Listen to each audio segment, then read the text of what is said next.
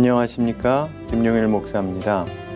오늘은 꿈의 성취 10번째 시간으로 전무후무한 역사 만들기 이런 제목으로 하나님 말씀 함께 나누도록 하겠습니다.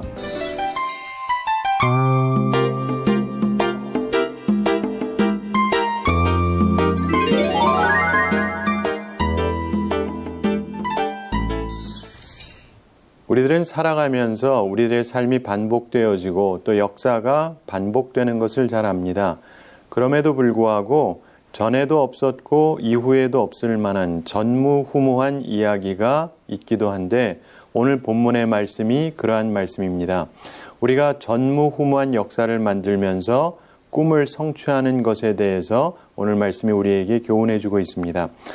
본문 14절에 보면 여호와께서 사람의 목소리를 들으신 이 같은 날은 전에도 없었고 후에도 없었나니 이는 여호와께서 이스라엘을 위하여 싸우셨음이니라 이렇게 말씀합니다. 여호와 하나님께서 사람의 목소리를 들어주셨는데 이 같은 날이 전에도 없었고 후에도 없었다. 이것은 엄청난 선언의 말씀입니다. 과연 이러한 전무후무한 사건은 어떻게 발생을 했느냐? 우리는 이 말씀을 통해서 교훈을 얻으면서 우리도 꿈의 성취를 위해서 전에도 없었고 후에도 없을 전무후무한 그런 역사를 만드는 사람들이 되기를 바라는데요. 그러기 위해서 오늘 우리가 꼭 기억할 중요한 단어가 있습니다. 오늘 이야기의 발단은요. 의리입니다. 영어로 loyalty 혹은 fidelity라고 말하는 이 의리라고 하는 것. 이 의리라고 하는 것은 사람으로서 마땅히 지켜야 될 도리를 말합니다. 사람과의 관계에서 지켜야 될 바른 도리가 있죠. 여러분은 어디에 여러분의 의리를 두십니까? 보통 사람들은요, 학연이나 지연, 이런 데에서 의리를 지키려고 합니다. 그런데 우리는 믿음의 사람들입니다. 믿음의 사람들은 혈통보다 믿음을 중시하는 것이 합당합니다. 따라서 우리는 믿음의 의리를 지켜야 하는 것입니다. 오늘 본문의 말씀을 보면 인간적인 의리하고 신앙적인 의리, 이 두 사이에 있는 전쟁을 보여줍니다. 그러면서 신앙적 의리를 지키는 사람들에게 나타났던 전무후무한 역사 이야기가 나오는 것입니다. 하나님의 전무후무하신 도우심 이야기가 나오는 것이죠. 사랑하는 성도 여러분, 여러분 살아가면서 믿음의 의리를 지키시기 바랍니다. 같은 지역, 같은 혈통 이런 것보다 믿음으로 맺은 관계를 더욱 중시하시기 바랍니다. 그렇게 할 때 승리할 수 있습니다. 그리고 역사적인 하나님의 도우심을 받을 수가 있는 것입니다. 그것을 기초적 이해로 가지면서 오늘 말씀을 살펴보겠습니다. 오늘 말씀은 여호수아하고 이스라엘이 가나안의 연합군하고 싸워서 이기는 장면이 나옵니다. 믿음의 공동체 그리고 지연 혈통의 공동체가 싸우는 장면이 나오는 것이죠. 그리고 결국 믿음의 공동체가 승리합니다. 그 내용을 담고 있습니다.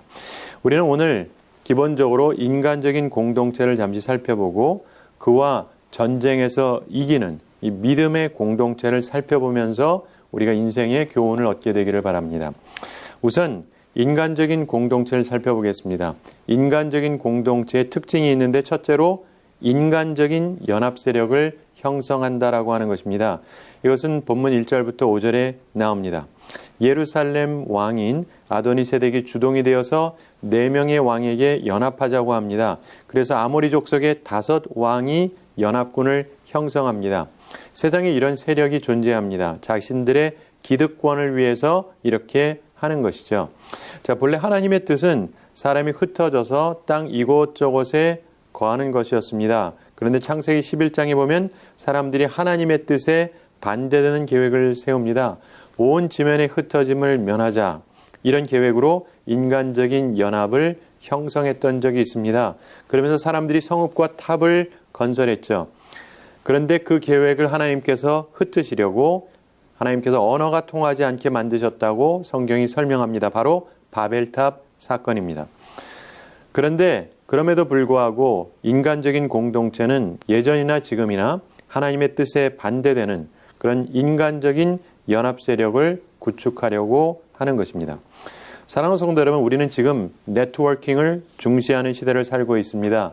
SNS, Social Network Service, 이것은 우리가 온라인상에서 여러 사람들하고 관계를 맺을 수 있는 이 서비스가 있는 시대를 우리가 살고 있는데, 그래서 이게 큰 영향을 미치는 시대를 우리가 살아가고 있습니다. 그런데 사실 이게 새로운 것은 아니에요. 항상 그래 왔습니다. 개념적으로는 그랬어요. 단지 조금 더 빠르고 조금 더 방대해진 것에 불과합니다. 그런데 중요한 것은 내가 누구하고 네트워킹을 하느냐, 이게 중요한 거예요.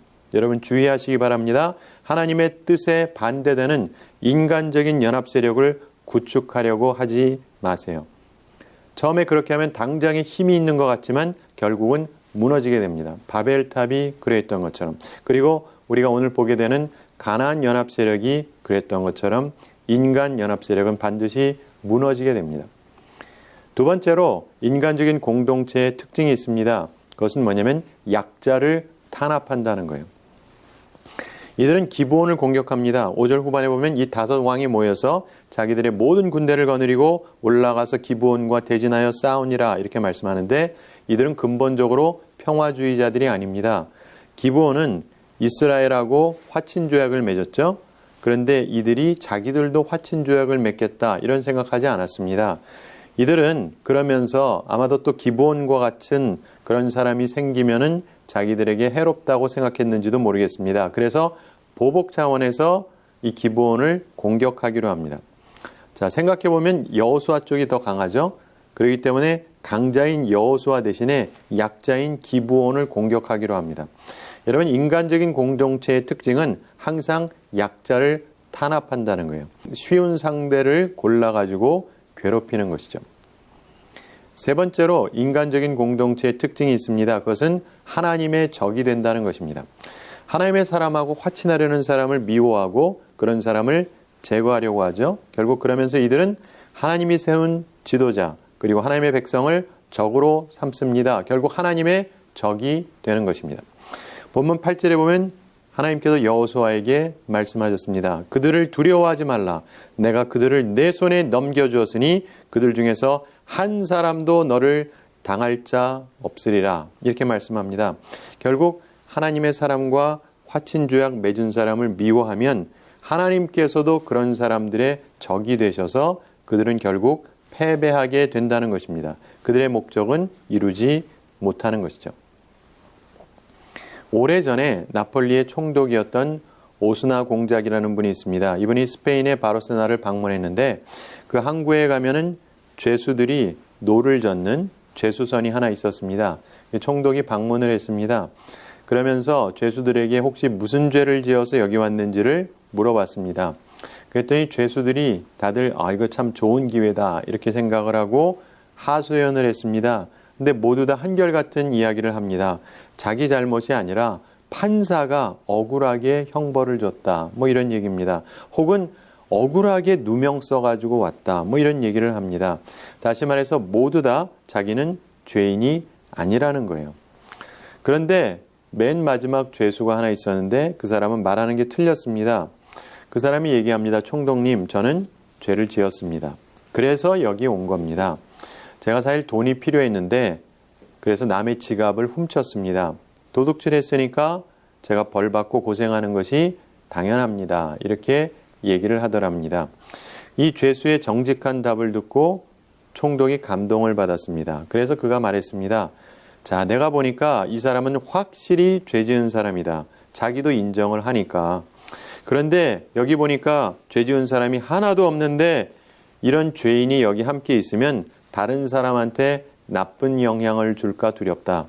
이 죄수를 여기서 당장 내보내라.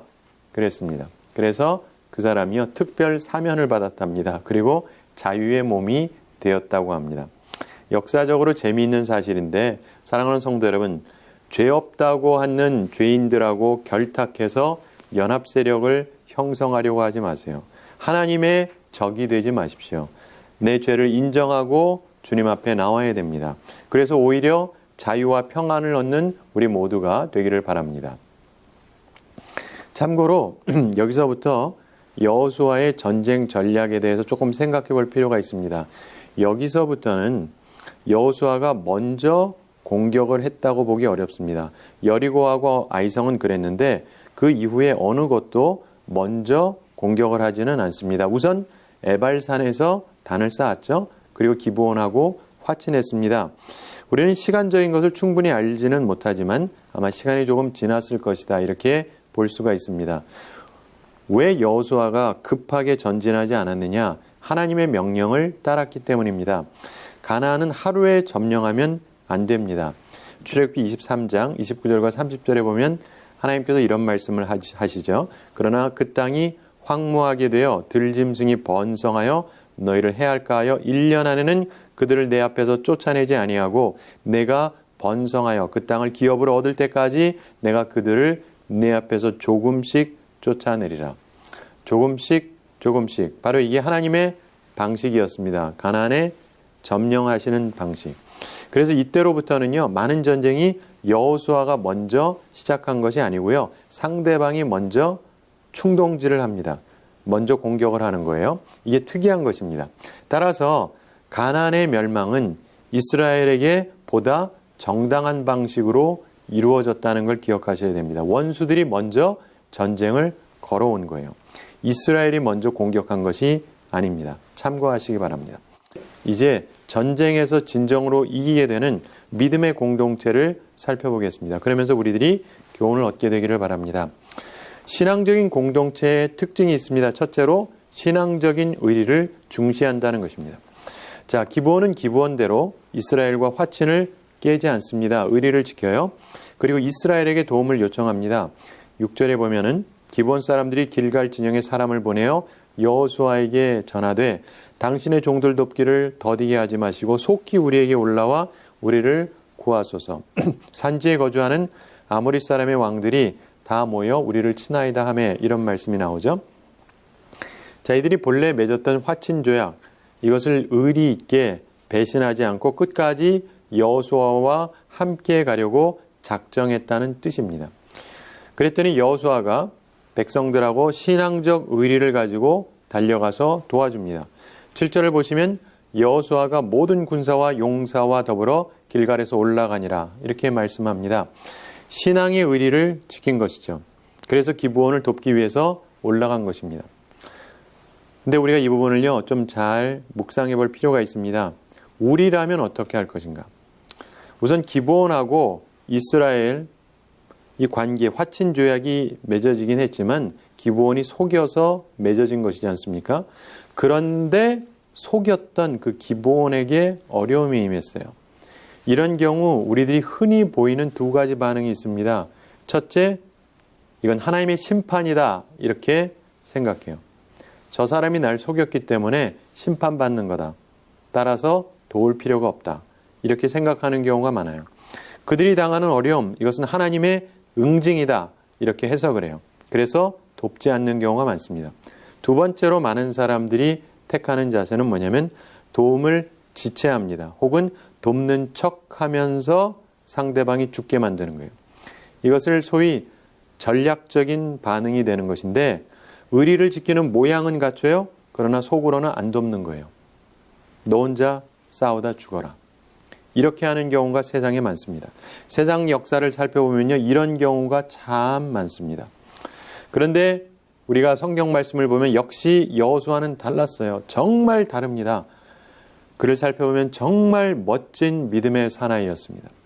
그는 제3의 방법을 선택합니다. 그게 뭐냐면 돕는 거였습니다.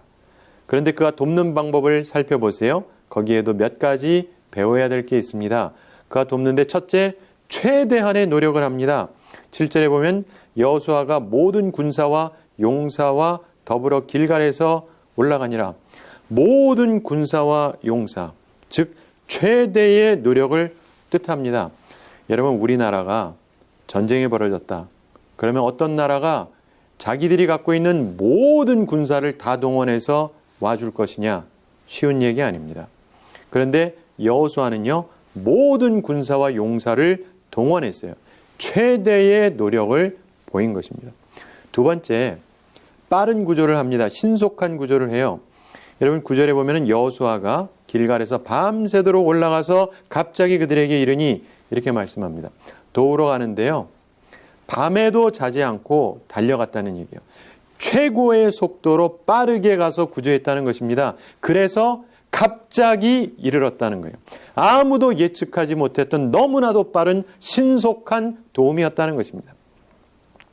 여러분, 우리 한국에 만약 전쟁이 벌어지면 미국이 한국에 전쟁 참여하기 위해서 총력으로 오려면 보통 3개월이 걸린다 그럽니다. 그런데 여호수아가요, 잠도 자지 않고 바로 다음날 모든 군사와 용사로 더불어 갑자기 나타났다는 거예요. 신속한 구조였다는 거예요. 정말 멋진 사람 아닙니까?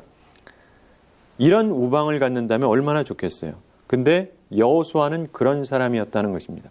세 번째, 철저하게 구조합니다. 여호수아가 돕는데요, 대충 돕는 게 아니라 철저하게 구조합니다. 12절 중반을 보시면 여호수아가 여호와께 아뢰어 이스라엘의 목전에서 이르되 태양아 너는 기브온 위에 머무르라. 달아 너도 아얄론 골짜기에 그리할지어다. 이렇게 기도합니다. 그의 기도가 간절한 기도였습니다. 왜요? 철저하게 구조하기 위해서, 철저한 응징을 위해서 그가 기도했다는 것입니다. 세상에 이런 의리가 어디 있습니까? 최대한의 노력으로, 최고의 속도로 철저하게 돕는 이런 사람은 요즘에 눈 씻고 봐도 찾아보기 어렵습니다. 이런 나라 찾기 어렵죠. 게다가 꼭 그래야 되는 사이도 아니잖아요. 사랑하는 성도 여러분, 그래서 이 말씀이 우리에게 도전이 되는 것입니다. 우리는 이렇게 여호수아처럼 최대한의 노력을 하는 사람인가? 그리고 빠르게 구조를 위해서 움직이는 사람인가? 그리고 이렇게 기도하면서 철저하게 구조하려고 하는 사람인가? 한번 생각해 보게 되기 바랍니다. 우리도 여호수아처럼 신앙의 의리를 중요하게 생각하는 사람들이 다 되기를 바랍니다. 신앙적인 공동체의 두 번째 특징이 있습니다. 그것은 약자를 돕는다는 거예요. 기브온이 여호수아에게 사람을 보냅니다. 그래서 도움을 요청했어요. 왜 그렇습니까? 여호수아를 믿었기 때문이죠. 그들은 약속을 파기하지 않았습니다. 5 왕과 협상하지도 않았어요. 그리고 6절에 있는 그들의 요청을 보면 당신의 종들 돕기를 더디게 하지 마시고 이렇게 말합니다. 종이라고 말합니다. 겸손이 담겨 있어요. 속히 우리에게 올라와 우리를 구하소서. 긴급성을 표현하고 있습니다. 산지에 거주하는 아모리 사람의 왕들이 다 모여 우리를 치나이다. 정확한 상황 설명을 하고 있습니다. 그런데 여호수아가 망설이지 않고 올라갑니다. 모든 군사와 용사로 더불어 길갈에서 올라갔습니다. 왜요? 약자를 돕기 위해서. 우리도 이런 사람들이 되기를 바랍니다. 나와 우리와 특별한 관계를 맺은 사람이 요청할 때 그 사람이 강자여서 돕는 것이 아니라 망설이지 말고 약자를 돕는 사람들이 되기를 바랍니다. 약한 사람들이 우리의 도움을 필요로 하고 있을 때 최대한의 노력으로 최대한 신속하게 철저하게 돕는 하나님의 사람들이 다 되기를 바랍니다. 신앙적인 공동체의 세 번째 특징이 있습니다. 그것은 하나님의 도우심을 받는다는 것입니다. 8절에 보면 하나님께서 말씀하십니다. 우선 약속의 말씀을 주시죠. 두려워하지 말라 그러면서 그들을 내 손에 넘겨주었다. 그러면서 그들 중에서 한 사람도 너를 당할 자 없으리라. 이렇게 말씀하십니다. 또한 도움을 주시는 모습이 나옵니다. 10절 초반에 보면 여호와께서 그들을 이스라엘 앞에서 패하게 하심으로 이렇게 말씀합니다. 하나님이 도와주십니다. 게다가 자연계를 통해서도 도우셨습니다. 큰 우박이 내립니다. 11절에 보면 여호와께서 하늘에서 큰 우박 덩이를 내리셨다. 이렇게 말씀합니다. 그래서 칼에 죽은 자보다 우박에 죽은 자가 더 많았다고 말씀합니다. 게다가 시간까지 멈추게 하셨다는 겁니다. 13절을 보십시오. 태양이 머물고 달이 멈추기를 백성이 그 대적에게 원수를 갚기까지 하였느니라. 야살의 책에 기록되기를 태양이 중천에 머물러서 거의 종일토록 속히 내려가지 아니하였다고 기록되지 아니하였느냐 이렇게 말씀합니다. 그래서 이것은 전에도 없었고 후에도 없을 전무후무한 역사였다고 14절에서 말씀합니다. 여호와께서 사람의 목소리를 들으신 이 같은 날은 전에도 없었고 후에도 없었나니 이는 여호와께서 이스라엘을 위하여 싸우셨음이니라. 사랑하는 성도 여러분, 하나님께서 이스라엘을 위해서 싸우셨습니다. 신앙의 의리를 지키기 위해서 이렇게 싸우는 그들을 위해서 하나님께서 전무후무한 역사를 만들어 주셨던 것입니다. 우리도 믿음의 의리를 지키면서 이러한 역사를 만들면서 꿈의 성취를 이루는 하나님의 사람들이 다 되기를 바랍니다.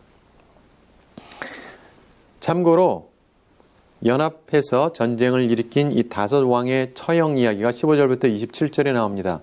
우선 전무후무한 이 전쟁에서 이기고 나서 여호수아가 길갈진으로 돌아옵니다.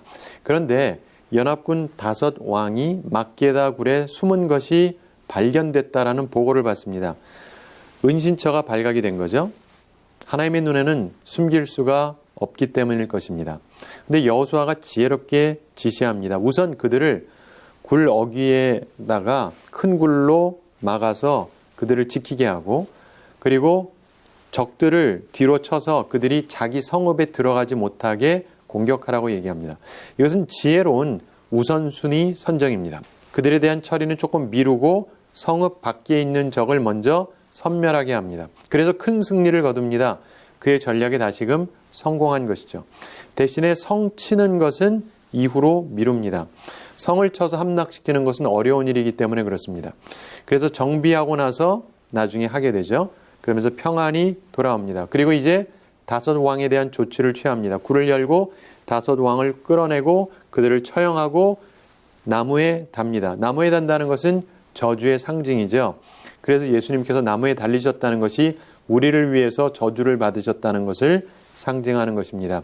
그리고 나서 해질 때 그 시체를 그들이 숨었던 굴에다가 던져놓고 굴 어귀를 막습니다. 그래서 그들의 피난처가 감옥이 되고 결국 무덤이 됩니다. 그런데 그들하고 예수님하고 다른 것은 그들은 그렇게 죽고 끝난 것이고 예수님은 부활하시죠. 그리고 다윗 왕도 생각해 보십시오. 그가 숨었던 굴을 생각해 보세요. 역전이 됩니다. 하나님의 도우심이 있었던 것이죠. 우리는 이걸 보면서 하나님께서 우리에게 주신 때를 잘 분별해야 된다는 것, 그리고 우선순위를 가져야 된다는 것, 그리고 담대하게 하나님의 일을 계속 진행해야 된다는 것을 보게 됩니다. 그러면서 28절 이후에 연합한 왕들 중에 3명의 성읍을 취하는 여호와의 승리 이야기가 나옵니다. 우선 막게다를 치고 림나를 치고 그러면서 성읍 라기스를 칩니다. 이게 5왕 중에 첫 왕의 성읍이죠. 라기스를 치고 나서 두 번째로 에글론을 멸망시킵니다. 그리고 나서 헤브론을 점령합니다. 이걸 보면서 우리가 기억할 것은 하나님께서 싸워주셔서 이런 승리가 있었다는 것입니다. 40절과 41절에 보면은 가나안 남쪽 지역을 정복했다고 말씀하고 42절에서 이스라엘의 하나님 여호와께서 이스라엘을 위하여 싸우셨으므로 여호수아가 이 모든 왕들과 그들의 땅을 단번에 빼앗으니라 이렇게 말씀합니다. 하나님이 도우셨고 43절에 여호수아가 온 이스라엘로 더불러 길갈진으로 돌아왔다 이렇게 말씀합니다. 그래서 이스라엘이요 요단강 동편에서 건너면서 가나안 중부로 치고 들어오고 이제 남방을 공격해서 완전히 점령했다 이런 뜻입니다. 이후에 북방 지방 공격하기 전에 길갈로 돌아와서 휴식을 취하는 것으로 오늘 내용이 정리가 됩니다. 자, 우리는 이걸 보면서 생각할 게 있어요. 하나님의 말씀대로 꿈의 성취가 이루어져 나갔다는 것입니다. 하나님께서 함께 하시니까 단숨에 얻을 수가 있었습니다. 우리는 주님을 바라보면서 주님께서 주시는 큰 은혜를 입게 되기 바랍니다. 또 하나 기억할 것은 연합한 왕들, 5왕들이 있었는데 그 중에 3성읍인 라기스, 에글론, 헤브론 직접 탈취했어요. 그러나 나머지 2 예루살렘하고 야르뭇은 취하지 않았습니다. 좋은 기회를 놓친 거예요. 훗날 이 성들을 점령하기는 하는데 대신에 어려움을 겪어야 됐습니다. 그리고 이후에 후손들에게 가시가 돼요. 그걸 기억하면서 우리는 우리가 할 바를 우리 당대 최대한 하는 사람들이 되기 바랍니다. 3번째로 결국 성공하게 되기는 하잖아요. 결국 하나님의 말씀을 따라서 한 부분을 성공했고 성읍을 얻고 노량물을 얻게 되었습니다. 하나님의 나라와 의를 구했더니 그 외의 것들이 더해지게 됐다는 것입니다. 그런데 이 모든 일의 기폭제가 무엇이었느냐? 전무후무한 역사 만들기로부터 시작이 되었습니다. 성도의 의리를 지키면서 일이 성취되었다는 것입니다. 우리도 바라기는 믿음의 공동체를 중시하고 신앙을 중시하면서 우리도 성도의 의리를 지킴으로 전무후무한 역사를 만들면서 꿈을 성취해 나아가는 하나님의 사람들이 다 되기를 바랍니다. 한 가지 이야기 말씀드리면서 오늘 말씀 정리하겠습니다. 유명한 얘기인데요. 예전에 영국의 어떤 소년이 스코틀랜드에 있는 작은 시골에 가서 호수에서 수영하다가 발에 쥐가 났습니다. 빠져서 죽게 됐는데 마침 농부의 아들이 살려줬어요. 그러니까 은인이 되지 않습니까? 그래서 살아난 아이의 부모들이 감사해서 이 아이를 돕고 싶어 했습니다. 물에서 빠졌다가 살아난 아이가 이후에 영국의 수상이 됐습니다. 윈스턴 처칠경의 얘기인데 그 구해준 아이의 꿈은 의사였습니다. 근데 집이 가난해서 꿈을 이룰 수가 없었어요. 근데 처칠의 부모들이 이 아이의 학비를 제공했습니다. 의학 공부하는데 돈이 많이 들기 때문에 그렇죠. 은혜를 갚았어요. 의리를 지킨 것이죠. 그런데 이 아이가 나중에 커서 의사가 되고 훌륭한 의사로 성장합니다. 그리고 지금으로부터 약 100년 전쯤인 1928년에 페니실린 항생제를 발견했습니다. 그 덕에 우리 인류의 생명이 거의 2배로 지금 늘어났다고 그러죠. 이 청년의 이름이 알렉산더 플레밍입니다. 근데 특이한 것은 세계 2차 대전 중에 이 처칠경이 폐렴에 걸렸습니다. 그 당시에 폐렴 걸리면 많이 죽었어요. 생명이 위험하게 됐습니다. 그런데 그의 부모가 신앙의 의리를 지키면서 도왔던 그 플레밍이 발견했던 페니실린, 그것 덕에 그가 살아났습니다. 의리를 아는 사람에게 다시금 은혜가 찾아왔다는 것입니다. 사랑하는 성도 여러분, 이 이야기 참으로 유명한 이야기인데 죽게 된 사람을 살려주고 또 꿈을 이루기 위해서 돈이 필요한 사람에게 도움을 줬는데 그러면서 한 사람은 나라를 구하고 한 사람은 인류의 생명을 구하는 사람이 되었다는 것입니다. 그러면서 나중에 서로 그 혜택을 받게 됐다는 얘기입니다. 사랑하는 성도 여러분, 이 본문의 이야기처럼 우리들이 이렇게 아름답게 살게 되기를 바랍니다. 신앙의 의리를 지키면서 전무후무한 역사를 만들고 꿈의 성취를 이루는 우리 모두가 되기를 바랍니다. 우리 한 주 동안 지내면서도 전무후무한 역사를 만들면서 꿈의 성취를 이루는 우리 모두가 되기를 바랍니다. 감사합니다.